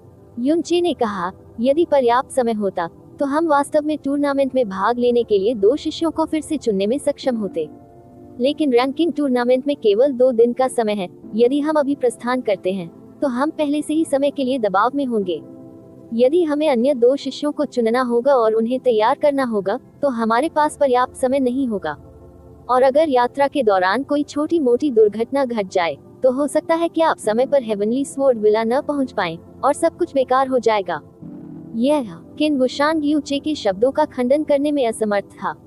यूचे ने मुड़कर ज़िया युवानबा से पूछा, युवानबा, क्या आप रैंकिंग टूर्नामेंट देखने जाना चाहते हैं? हाँ बेशक। ज़िया युवानबा ने दाने चुगने वाले छोटे चूजे की तरह अपना सिर हिलाया। जब से मैं बहुत छोटा था मैंने अंकल सिकोन को रैंकिंग टूर्नामेंट के बारे में बात करते सुना है। उन्होंने कहा कि सभी शिखर युवा प्रतिभाएं वहां एकत्रित होती हैं। लड़ाइयों को व्यक्तिगत रूप से देखने में सक्षम होना जीवन में एक बार मिलने वाला अवसर है। निस्संदेह मैं वहां जाने का सपना देखता हूँ। इस बिंदु पर उनकी अभिव्यक्ति मंद हो गई, लेकिन मेरे पास उस तरह की जगह में प्रवेश करने की योग्यता नहीं है। मैं अभी केवल प्राथमिक गहन दायरे में हूँ। फ्लोटिंग क्लाउड सिटी में मेरे बारे में ज्यादा विचार नहीं किया जाता था, और ब्लू विंड प्रोफाउंड पैलेस में पहुंचने के बाद ही मुझे एहसास हुआ कि मेरे पास अपनी थोड़ी सी ताकत के साथ जमीन को साफ करने की भी योग्यता नहीं है। जहां तक रैंकिंग टूर्नामेंट का सवाल है, मैं अपने पूरे जीवन में इतनी अधिक उम्मीदें रखने की हिम्मत नहीं करूंगा। जीजा जी, आपको रैंकिंग टूर्नामेंट में अपना सर्वश्रेष्ठ प्रदर्शन करना होगा और अच्छी रैंकिंग हासिल करनी होगी। जब तुम वापस आओगे तो मुझे बताना कि वहाँ क्या हुआ था। नहीं, मैंने गिराया। मैं आपको इसके बारे में बताने में बहुत आलसी हूँ, यूचे ने मुस्कुराते हुए कहा। ज़िया युवानबा ने अपना सिर खुजलाया। यदि आप देखना चाहते हैं कि रैंकिंग टूर्नामेंट कैसा होता है तो आपको स्वयं जाकर देखना होगा। यूचे ने बोलना समाप्त करने के बाद मुड़कर किन वुशांग से कहा, पैलेस चीफ किन, मेरा केवल एक स्वार्थी अनुरोध है कि काश पैलेस चीफ किन इसे स्वीकार कर लेते। चून की प्रतिस्पर्धी शिष्यों को दोबारा चुनने से हमें देरी होगी और स्थान खाली हो जाएंगे, तो युवानबा को अपने साथ लाने के बारे में क्या ख्याल है? युनचे के भाषण के आधे समय में किन वुशांग पहले ही समझ गए थे कि वह क्या कहना चाहते थे और केवल मुस्कुराने के लिए मजबूर हुए। इससे मेरे लिए चीजें मुश्किल हो जाएंगी। इस तरह की बात पूरी तरह से अनसुनी है। रैंकिंग टूर्नामेंट में भाग लेने के लिए एक शिष्य को लाना, जो केवल प्राथमिक गहन क्षेत्र में था, अपंग फेंग बुफान और फेक फिलोन को लाने से भी अधिक स्पॉटलाइट होगा। ये कैसी बात थी उपयुक्त? ये तो बस अशांति पैदा कर रहा था। अगर संक्षेप में कहा जाए तो एक रैंकिंग टूर्नामेंट में बेहतरीन अभिजात वर्ग की सभा में भाग लेने के लिए प्राथमिक गहन क्षेत्र में एक शिष्य को लाना सरलता से पूरे रैंकिंग टूर्नामेंट की कक्षा को नीचे खींच देता है। मैच शुरू होने से पहले ही ये भी संभव था कि सभी प्रकार के उपहास और व्यंग्य ब्लू विंड प्रोफाउंड पैलेस की ओर निर्देशित होंगे और यहाँ तक कि पूरा शाही परिवार भी उनमें डूब जाएगा। लेकिन कैंग यू को इसकी कोई परवाह नहीं थी। युनचे का सामना करते हुए उसने सोचा कि वह खो गई और फिर वापस आ गई। उसका वर्तमान दिल उसके व्यक्तित्व पर केंद्रित था। अपनी भावनाओं को दबाने और सारी आशा खोने के बाद और फिर एक बड़े तुलनात्मक रूप से सुखद आश्चर्य से भर गई। कौन सी सम्राट की बेटी की पहचान, कौन सा रैंकिंग टूर्नामेंट। युनचे की उपस्थिति के साथ यह सब दूर हो गया था। युनचे ने जो भी कहा वही होना चाहिए। पैलेस चीफ किन जूनियर भाई युन ने जो कहा वह सही था। अगर हम शिष्यों को फिर से चुनना शुरू करते हैं तो हम रैंकिंग टूर्नामेंट में जगह नहीं बना पाएंगे। हालांकि युवानबा को लाना थोड़ा अनुचित है। आपने भी जूनियर ब्रदर यू की ताकत देखी है। उसने फेन जियूचेन को भी आसानी से हरा दिया था, इसलिए वह निश्चित रूप से एक असाधारण अच्छी रैंकिंग प्राप्त करेगा और शाही परिवार का प्रतिनिधित्व करेगा। जूनियर भाई युन के लिए इस तरह का अनुरोध करना बिल्कुल भी अनुचित नहीं है। चूंकि ब्लू मून प्रिंसेस ने अपना सम्मानित मुंह खोला था, इसलिए किन वुशांग स्वाभाविक रूप से खंडन नहीं कर सके और व्यंग्यपूर्वक हंसे। ठीक है, चूंकि महामहिम को भी ऐसा लगता है, तो हम अन्य शिष्यों का चयन नहीं करेंगे और युवानबा को साथ नहीं लाएंगे। जैसे ही उसने ऐसा कहा, वह मन ही मन कराह उठा। बकवास, यह क्या बदतमीजी है। ब्लू विंड रैंकिंग टूर्नामेंट एक बहुत ही महत्वपूर्ण और गंभीर मामला है। मूल रूप से भाग लेने वाले 3 शिष्यों में से 2 पलक झपकते ही अपंग हो गए थे और एक चला गया था। उनकी जगह लेने वाला एक ऐसा व्यक्ति था जो इतना मजबूत था कि वह हमेशा सभी की उम्मीदों से परे था और एक कमजोर व्यक्ति था जो कुछ भी नहीं कर सकता था। शाही परिवार की प्रतिष्ठा को प्रभावित करने वाला यह बड़ा मामला पूरी तरह से बच्चों के खेल की तरह अराजक और गड़बड़ हो गया था। इसे भूल जाओ, चलो इसे इसी तरह से करते हैं। हालांकि बदले में युचे, मेरे भी 2 अनुरोध हैं। किन वुशांग ने गंभीर भाव से कहा। नंबर 1, युवानबा जा सकता है, लेकिन उसकी स्थिति केवल हमारे जैसी ही हो सकती है, एस्कॉर्ट्स, न कि एक प्रतियोगी के रूप में। ठीक है, युचे ने सिर हिलाया। वह व्यक्तिगत रूप से टूर्नामेंट देखने के ज़िया युवानबा के सपने को पूरा करना चाहता था। जहां तक उसे भाग लेने की अनुमति देने की बात है, भले ही ज़िया युवानबा वास्तव में प्रतिस्पर्धा करना चाहता हो, वह इसकी अनुमति नहीं देगा, क्योंकि उस टूर्नामेंट में ज़िया युवानबा वास्तव में बहुत कमजोर थी। यदि प्रतिद्वंद्वी थोड़ा सा भी कपटी होता तो ज़िया युवानबा को भारी चोट लग सकती थी। नंबर 2, किन वुशांग ने सीधे ऊंचे की ओर देखा और बेहद गंभीरता से कहा, मुझे उम्मीद है कि रैंकिंग टूर्नामेंट में आपकी व्यक्तिगत रैंकिंग शीर्ष 100 में प्रवेश कर सकती है। अच्छी तरह से सुनो, ये व्यक्तिगत रैंकिंग है, पावर रैंकिंग नहीं। इससे पहले कि युनचे प्रतिक्रिया दे पाता, कैंग यू ने सदमे से चिल्लाकर कहा, पिछले रैंकिंग टूर्नामेंट में blue wind imperial family power ranking में 230 स्थान पर थी, लेकिन व्यक्तिगत रैंकिंग में ये केवल 537 स्थान पर थी। यदि किसी अन्य शक्ति के पास ये रैंकिंग होती तो इसे बहुत सम्मानजनक माना जा सकता था और अधिपति के रूप में पहचाने जाने के लिए यह पर्याप्त था। लेकिन भव्य शाही परिवार के लिए, जो स्वर्ग को उल्टने में सक्षम है, इस तरह के स्थान पर होना उन्हें केवल उपहास का विषय माना जा सकता है। और इतने वर्षों से उन्हें ये निराशाजनक स्थान दिया गया था। व्यक्तिगत रैंकिंग की तो बात ही छोड़ दें, यहाँ तक कि पावर रैंकिंग में शीर्ष 100 में प्रवेश करना भी कुछ ऐसा था जिसका ब्लू विंड सम्राट ने हमेशा सपना देखा था, लेकिन ऐसा कभी नहीं हुआ था। और इस बार किन वुशांग ने वास्तव में कहा कि वह चाहते थे कि युचे व्यक्तिगत रैंकिंग में शीर्ष 100 में प्रवेश करें। यानी दुनिया में 20 साल से कम उम्र की सभी शिखर प्रतिभाओं के बीच उन्हें शीर्ष 100 में जगह बनानी थी। और शीर्ष 100 में प्रवेश करने में सक्षम होने के लिए पावर हाउसों में से कोई भी शीर्ष पावर हाउस नहीं था। भविष्य में कोई भी ऐसा नहीं होगा जो दुनिया भर में प्रसिद्ध न हो जाए और चारों समुद्रों को हिलाने की प्रतिष्ठा हासिल न कर ले। और यदि युनचे ने वास्तव में व्यक्तिगत रैंकिंग में शीर्ष 100 में प्रवेश किया तो ब्लू विंड इंपीरियल परिवार की पावर रैंकिंग केवल शीर्ष 100 में प्रवेश करने जितनी सरल नहीं होगी। इसकी बहुत संभावना है कि यह सीधे शीर्ष 50 में प्रवेश कर सकता है। ये हो सकता है यहाँ तक कि उनके सारे अपमान को दूर कर दे और दूसरों को आश्चर्य से भौहें चढ़ाने पर मजबूर कर दे। यूचे को यह उद्देश्य देने के लिए किन वुशान के लिए वह स्पष्ट रूप से जानबूझकर चीजों को कठिन बनाने या झूठे वादे करने के लिए मजबूर करने की कोशिश नहीं कर रहा था। यूचे ने किन वुशान को बहुत चौंकाते हुए फैंग बुफान और फैंग फीलोन को तुरंत हरा दिया था और फेन ज्यूचेन का सामना करते हुए अपनी शक्ति का खुलासा किया था, जिसने उन्हें और भी आश्चर्यचकित कर दिया था। उन्होंने व्यक्तिगत रूप से पिछले 2 रैंकिंग टूर्नामेंट देखे थे और वह कमोबेश रैंकिंग टूर्नामेंट में शक्ति स्तर को समझते थे। यूचे की शक्ति के उनके अनुमान के साथ व्यक्तिगत रैंकिंग में शीर्ष 100 में प्रवेश वास्तव में संभव हो सकता है। ठीक है, यूचे ने इसके बारे में सोचा भी नहीं और सीधे सिर हिलाया। मैं निश्चित रूप से पहले इस चीफ किंग को निराश नहीं करूंगा। एमेन, किन वुशान ने खुशी से सिर हिलाया। युवा नबा, क्या तुमने ये सुना? अब आप हमारे साथ रैंकिंग टूर्नामेंट में आ सकते हैं। जल्दी जाओ, पहले इस प्रमुख किन और वरिष्ठ बहन जुएरो को धन्यवाद दो। यूचे ने मुस्कुराते हुए जिया युवानबा से कहा। उनकी बातचीत ने बहुत पहले ही जिया युवानबा को इतना उत्साहित कर दिया था कि उसे समझ नहीं आ रहा था कि क्या करे। वह इतना उत्साहित और आश्चर्यचकित था कि वह दाएं से बाएं नहीं बन पा रहा था। बात करना और भी हकलाहट भरा था। धन्यवाद पैलेस प्रमुख किन। धन्यवाद वरिष्ठ बहन जुएरो। मैं सचमुच रैंकिंग टूर्नामेंट में भी जा सकता हूँ। हा। जिया युवानबा के व्यवहार के कारण किन वुशान को हंसी आ गई। उन्होंने जिया युवानबा को इशारा किया। युवानबा, यहाँ आओ और मेरे साथ स्नो ईगल पर बैठो। हम अभी निकलेंगे। आह, ठीक है। जिया युवानबा ने लगातार अपना सिर हिलाया, फिर किन वुशान के साथ सबसे बड़े विशालकाय स्नो ईगल की ओर चल दिया। उसकी शारीरिक बनावट के साथ सबसे बड़े ईगल का चयन न करना एक बड़ी गलती होगी। जूनियर ब्रदर यून, चलो चलें। लिटिल स्नो, चलो चलें। यूचे और कैंग यू दूसरे विशालकाय स्नो ईगल पर चढ़े। दोनों विशाल स्नो ईगल्स हवा में उठे और कुछ देर बाद क्षितिज में दूर तक लुप्त हो गए। विशाल स्नो ईगल हवा में उड़ता हुआ तेजी से कई हजार मीटर की ऊंचाई तक पहुंच गया। इसकी गति अत्यंत तीव्र थी, परंतु यह असाधारण स्थिरता के साथ उड़ता था। 2 विशाल स्नो ईगल्स की गति अलग अलग थी और कुछ ही समय बाद वे काफी दूरी पर अलग हो गए और प्रत्येक दूसरे को नहीं देख सके। Junior brother you, Kang you, जो हमेशा दूसरों के पास होने पर अपनी भावनाओं को दबाने के लिए संघर्ष करती थी, आखिरकार उसने युनचे को बुलाया और उसे गले लगा लिया। उसने उसे कसकर गले लगाया और बहुत देर तक जाने नहीं दिया। क्षमा करें वरिष्ठ बहन, आपको फिर से मेरे बारे में चिंता करनी पड़ी।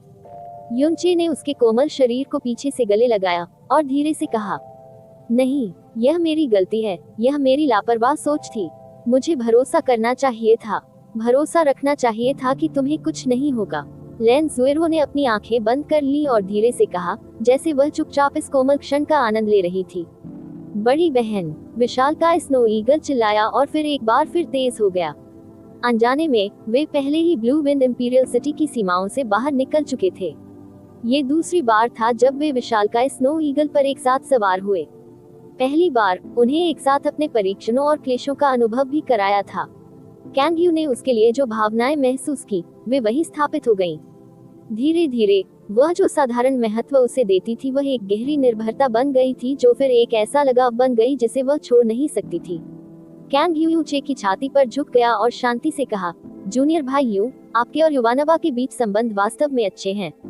जब उसने सुना कि तुम्हें कुछ हो गया है तो वह बच्चे की तरह रोने लगा। जब उसे धमकाया गया था तो आप भी इतने क्रोधित हो गए थे। आप लोग सगे संबंधी भी नहीं हैं, फिर भी ऐसे हैं। लेकिन मेरे वे भाई, युनचे ने अपना सिर थोड़ा ऊपर उठाया और भावुकता से उत्तर दिया, युवानबा और मैं बचपन से ही एक साथ बड़े हुए हैं। जब वह छोटे थे तो उनका शरीर इतना मजबूत नहीं था, इसके बजाय वह कुछ पतला और कमजोर था। उन दिनों जब भी उसे धमकाया जाता था, मैं हमेशा उसकी मदद के लिए आगे आता था। फिर जब उसका शरीर अचानक आसमान छू गया और मुझे पता चला कि मैं अपन गहरी नसों के साथ पैदा हुआ था, भले ही वह मेरे कबीले के अंदर या बाहर से था या नहीं, लगभग सभी ने मुझे ये दृष्टि से देखा और किसी ने भी किसी भी बात पर मुझे परेशान किया। उस समय युवानबा ने ही मेरी रक्षा की थी, इतना कि उसने अपने उन कई साथियों से भी रिश्ते तोड़ लिए जो मेरा उपहास करते थे और मुझे धमकाते थे। मेरी नजर में दादाजी से अलग और छोटी चाची, वह मेरा एकमात्र करीबी रिश्तेदार है। और अब जब मेरे पास उसकी रक्षा करने की शक्ति है, तो चाहे कोई भी उसे धमकाने की हिम्मत करे, मैं स्पष्ट रूप से दूसरे पक्ष को कई गुना कीमत चुकाऊंगा। वह आपका एकमात्र परिवार कैसे हो सकता है? आपकी स्पष्ट रूप से एक पत्नी भी है। हम्फ, कैंग यू बहुत धीमी आवाज में बुदबुदाया और अंत में हल्के से चिल्लाया, एक युवा महिला की सरल ईर्ष्या से भरा हुआ। उसकी ज़ेया क्विंगयू की बेजोड़ उपस्थिति उसके दिमाग में घूम गई। उसका 16 वर्षीय रूप पहले से ही तुलना से परे सुंदर था। उसने उसे 1.5 साल से नहीं देखा था। वह पहले से ही 17.5 साल की हो चुकी थी। उसे अनिवार्य रूप से और अधिक सुंदर अद्वितीयता में खिल जाना चाहिए था।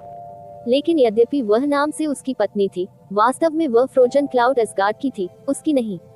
उसने स्पष्ट रूप से उत्तर दिया, भले ही वह मेरे साथ अच्छा व्यवहार करती हो, कम से कम मुझे नीची दृष्टि से नहीं देखती थी और हमेशा पहले से कमजोर मेरी गरिमा की रक्षा करने की कोशिश करती थी। उसने मुझे कभी भी अपना पति नहीं माना था, न ही यह संभव है कि वह मुझे अपना मानती हो। करीबी रिश्तेदार, एक लड़की के सामने दूसरी लड़की के बारे में ज्यादा बात न करना ही सबसे अच्छा है। ये तो छोड़ ही दे कि दूसरे पक्ष का उसके साथ बहुत संवेदनशील रिश्ता है। स्वाभाविक रूप से युनचे को ये बात समझ में आ गई। उन्होंने तुरंत विषय बदल दिया और कहा, सही है वरिष्ठ बहन, क्या आपने चू यूचेन का नाम सुना है? चू यूचेन, आपने चू यूचेन कहा। कैंग यू की प्रतिक्रिया यूचे की अपेक्षा से कहीं अधिक तीव्र थी। बड़ी बहन ये नाम जानती है। बेशक मुझे पता, इस दुनिया में कितने लोग इस नाम को नहीं जानते। यूचे, चू यूचेन, फ्रोजन क्लाउड एस्गार्ड के प्रसिद्ध फ्रोजन क्लाउड 7 फेरीज के प्रमुख। 20 साल पहले से वह हमेशा सार्वजनिक रूप से स्वीकृत ब्लू विंड एम्पायर की नंबर 1 सुंदरता थी और अपनी पीढ़ी की बेजोड़ नंबर 1 विशेषज्ञ भी थी। लेकिन उसकी सुंदरता की प्रसिद्धि उसकी ताकत से कहीं अधिक थी। जब चू यूचेन के बारे में बात की गई, तो कांग यू की अभिव्यक्ति में बहुत अधिक दुख और लालसा प्रकट हुई। बहुत समय पहले जो लोग उसकी प्रशंसा करते थे, वे 4 समुद्रों तक पहुंच गए थे। बस उसकी मुस्कान जीतने के लिए या उसे एक बार देखने के लिए कई लोगों ने मौत का सामना किया और फ्रोजन क्लाउड एस्गार्ड की ओर निकल पड़े। उनमें जियो सेक्ट के वर्तमान सेक्ट मास्टर और हेवनली स्वॉर्ड विला के विला मास्टर शामिल थे। मेरे पिता भी शामिल थे। एक बार जब पिता ने चू यूचेन को देखा, तो वह खुद को मुक्त करने में असमर्थ थे। सम्राट के पद पर आसीन होने के बाद भी महारानी पर कभी ध्यान न देने का एकमात्र कारण चू यूचेन भी था। अब भी वह अनजाने में इस जमे हुए सौंदर्य की परी की याद दिलाता है। चकित भाव से यूचे का मुंह थोड़ा खुला रह गया। देवताओं के विरुद्ध अध्याय 200 स्वर्गीय तलवार पर्वत श्रृंखला। आप ऑडियो बुक्स 108 देख रहे हैं। धोखेबाजों से सावधान रहें। अध्याय 200 स्वर्गीय तलवार पर्वत श्रृंखला। चकित भाव से यूचे का मुंह थोड़ा खुला रह गया। चू यूचेन के नंबर 1 ब्यूटी के खिताब से उन्हें कोई आश्चर्य नहीं हुआ। अपने बेहद लुभावने लुक के साथ ये खिताब पूरी तरह से हकदार था। उसे कोई आश्चर्य नहीं हुआ कि वह फ्रोजन क्लाउड 7 परियों में से एक थी और प्रथम स्थान पर भी थी। आखिरकार उसके पास सम्राट के गहरे दायरे में आधा कदम बढ़ाने की ताकत थी। उसने पहले भी इस बात का स्पष्ट अनुमान लगाया था। हालांकि उसने कभी नहीं सोचा था कि उसके इतने प्रशंसक होंगे और वे सभी इतने भव्य होंगे। बाकियों की गिनती न करते हुए उनमें जियो सेक्ट के वर्तमान sect master, heavenly sword villa के वर्तमान विला मास्टर और यहाँ तक कि ब्लू विंड के सम्राट कैंग वानहे भी शामिल थे।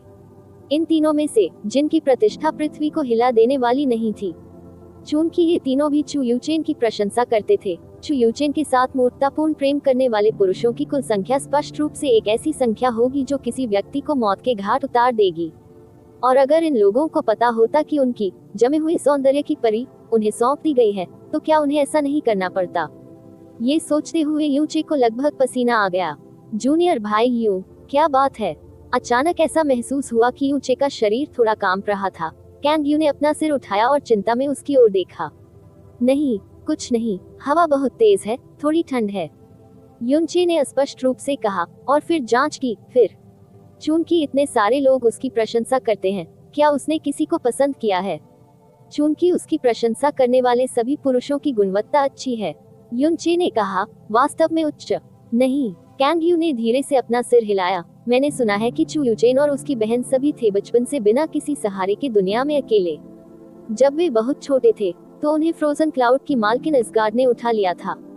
फ्रोजन क्लाउड एस्गार्ड की सभी महिलाओं के दिल बर्फ के हैं और उनमें दूसरे के लिए भावनाएं विकसित नहीं होंगी। निस्संदेह चू यूचेन भी ऐसा ही है। साथ ही जिस तरह से वह हमेशा अपने प्रशंसकों को बेरहमी से ठुकरा देती है और यहाँ तक कि वह उन्हें मार भी सकती है, उससे ऐसा लगता है कि वह पुरुषों से घृणा करती है।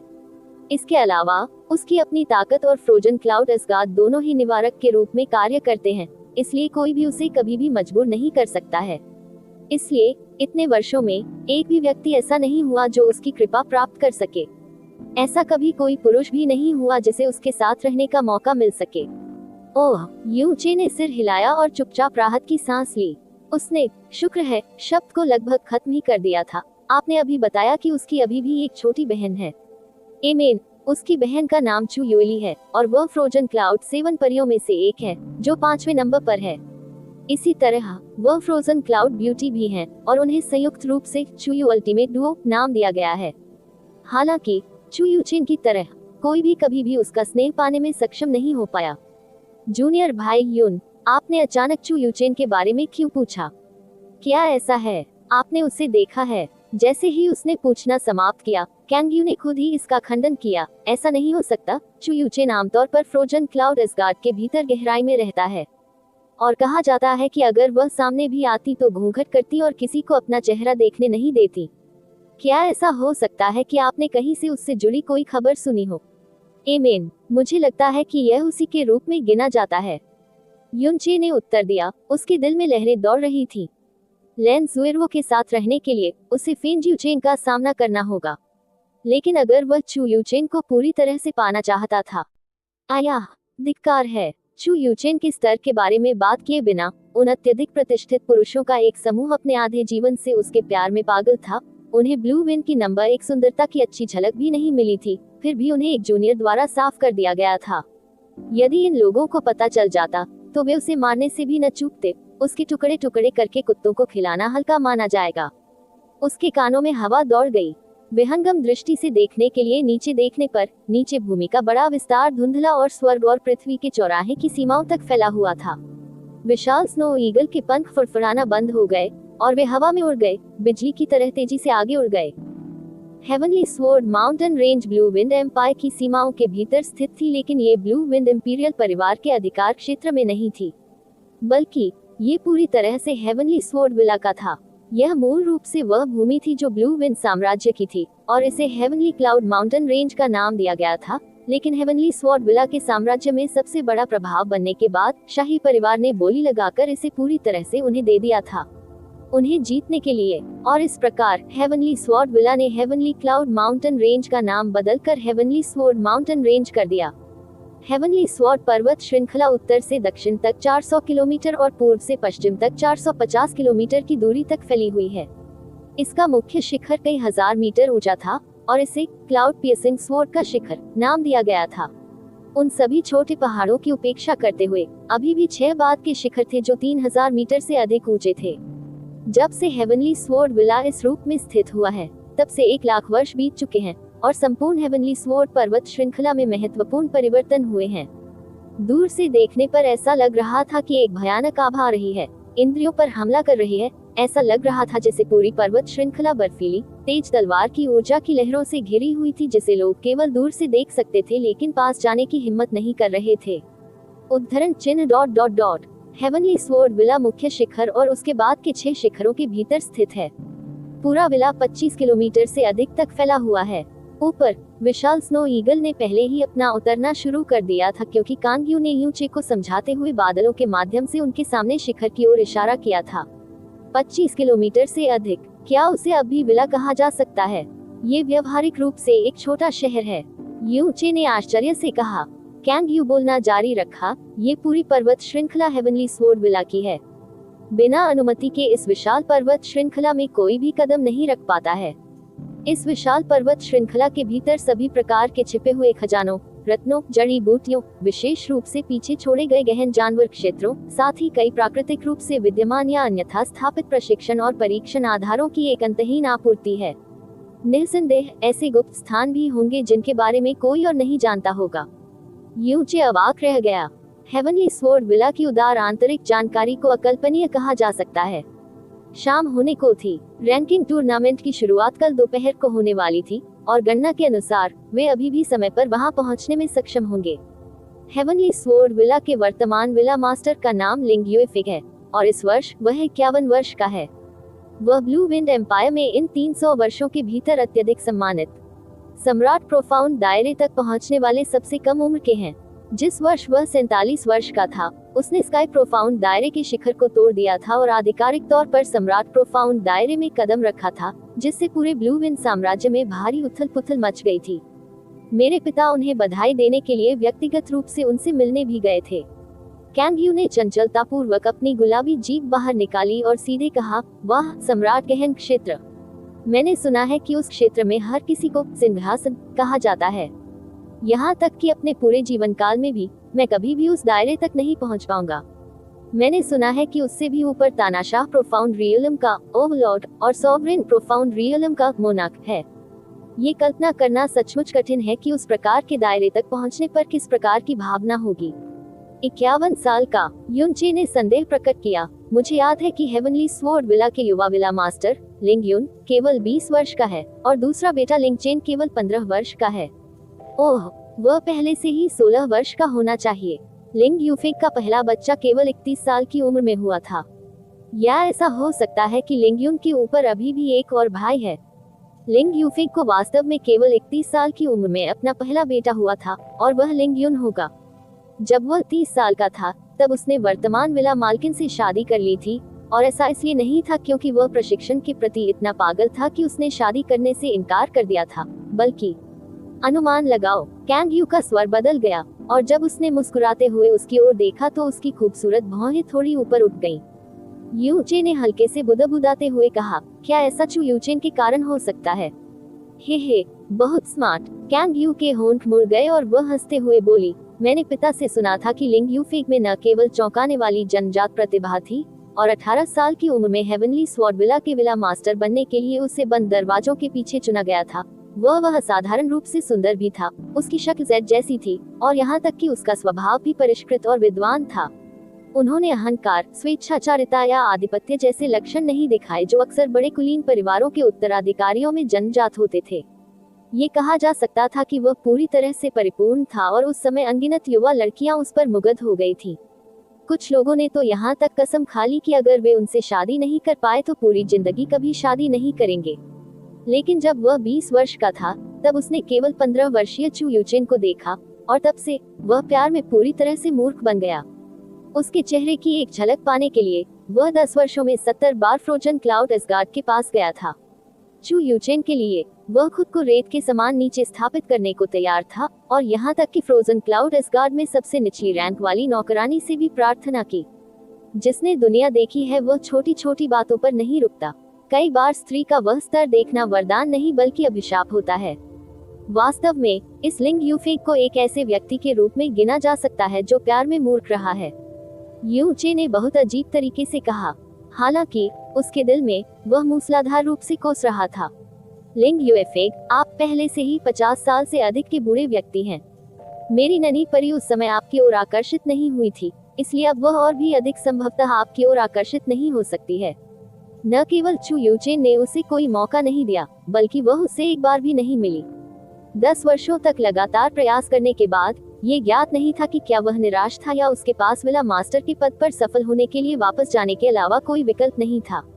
लेकिन उन्होंने एक पत्नी से शादी की और हेवनली स्वॉर्ड विला में उनके बच्चे हुए। वे विला मास्टर के रूप में सफल हुए और अब फ्रोजन क्लाउड एस्गार्ड में नहीं गए। जब वे बोल रहे थे, विशालकाय स्नो ईगल पहले से ही नीचे उतर रहा था और हेवनली स्वॉर्ड विला का सबसे बड़ा पर्वत प्रवेश द्वार पहले से ही उनकी दृष्टि रेखा में स्पष्ट रूप से दिखाई दे रहा था। देखो, हम लगभग वहां पहुंच चुके हैं। पैलेस चीफकिन और युवानवा अभी भी हमारे पीछे हैं, तो आइए पहले थोड़ी देर प्रतीक्षा करें और फिर एक साथ नीचे जाएं। स्वर्गीय तलवार पर्वत श्रृंखला मुख्य पर्वत द्वार के सामने 7 लोगों का दल एक साथ आगे बढ़ा। 3 बूढ़े और 4 जवान। वे पहाड़ के द्वार के सामने पहुंचने के लिए पत्थर की सीढ़ियां चढ़ गए। चारों युवकों में सबसे बड़ा लगभग 23 से 24 साल का लग रहा था, जबकि सबसे छोटा केवल 18 से 19 साल का लग रहा था। यद्यपि वे युवा थे, इन लोगों के चारों ओर गहन ऊर्जा की आभा आश्चर्यजनक रूप से घनी थी और उनकी भौहों के बीच अत्यधिक शक्ति की एकाग्रता और भी अधिक थी, जो समान उम्र के अधिकांश लोगों को अपनी हीनता पर शर्मिंदा महसूस कराने के लिए पर्याप्त थी। साथ चल रहे 3 बुजुर्गों में से 2 की उम्र करीब 50 साल लग रही थी और दूसरे की दाढ़ी और बाल बिल्कुल सफेद थे। वह पहले से ही 70 या 80 साल का लग रहा था, लेकिन उसका चेहरा पूरी तरह से झुर्रियों से मुक्त लग रहा था और उसकी आंखें बर्फ की तरह शांत थीं, जिनमें उम्र बढ़ने का कोई निशान नहीं था। 7 सम्मानित अतिथि, कृपया प्रवेश करें। एक हेवनली स्वॉर्ड शिष्य जो पहाड़ के द्वार की रखवाली कर रहा था, आगे बढ़ा और विनम्रता से कहा, क्या मैं जान सकता हूं कि क्या 7 सम्मानित अतिथि रैंकिंग टूर्नामेंट में भाग लेने आए थे? कृपया अपना निमंत्रण पत्र और अपना प्रवेश प्रमाणन प्रदर्शित करें। कृपया पुष्टि करें। अधेड़ उम्र के व्यक्ति ने निमंत्रण पत्र और नाम सूची सौंपते हुए हल्के से कहा। हेवनली स्वॉर्ड शिष्य ने प्रस्तावित निमंत्रण पत्र और नाम सूची ली और जल्दी से उस पर नजर डाली, जिसके बाद उनकी निगाहें थोड़ी अधिक सम्मानजनक हो गईं। तो ये जियो संप्रदाय के 7 महान अतिथि हैं, अनादर को क्षमा करें। कृपया अंदर आएं। 5 किलोमीटर आगे चलें और आप विला पहुंच जाएंगे। अपनी बात खत्म करने के बाद उन्होंने निमंत्रण पत्र और नाम सूची वापस सातों को सौंप दी और एक तरफ हट गए। सबसे आगे बैठे व्यक्ति ने थोड़ा सिर हिलाया और बाकी 6 को पहाड़ी गेट से अंदर ले आया। सातों के चले जाने के बाद उस स्वर्गीय तलवार शिष्य ने तुरंत अपने बगल वाले व्यक्ति से कहा, जीमो, जल्दी से विला मास्टर को रिपोर्ट करो और कहो कि जियो संप्रदाय पहले ही आ चुका है। जियो संप्रदाय के नेता जियो जुएटियन व्यक्तिगत रूप से समूह को लेकर आए हैं और उनके साथ तलवार संप्रदाय के प्रमुख बुजुर्ग जियो बोयुन और मेडिसिन संप्रदाय के प्रमुख बुजुर्ग जियो हुजी भी हैं। जियो कुआग्यू, जो पिछले टूर्नामेंट में तीसरे स्थान पर थे, भी यहाँ हैं और संभवतः उनका भी साथ देंगे। टूर्नामेंट में भाग लेने वाले 3 लोग हैं, जियो जुएटियन का तीसरा बेटा जियो कुंगली, जियो बोयुन का सबसे छोटा बेटा जियो जेन और साथ ही जियो हुजी का सबसे बड़ा पोता जियो नान। जाना? हाँ। हेवनली स्वॉर्ड शिष्य, जिसे जीमो के रूप में संबोधित किया गया था, ने तुरंत उत्तर दिया और ध्वनि प्रसारण के माध्यम से इस जानकारी को हेवनली स्वॉर्ड विला तक पहुंचाने के लिए एक शांत कोने में चला गया। इस तरह के और अपडेट के लिए कृपया हमारे चैनल ऑडियो बुक्स 108 को सब्सक्राइब करें और नोटिफिकेशन सक्षम करें। धन्यवाद।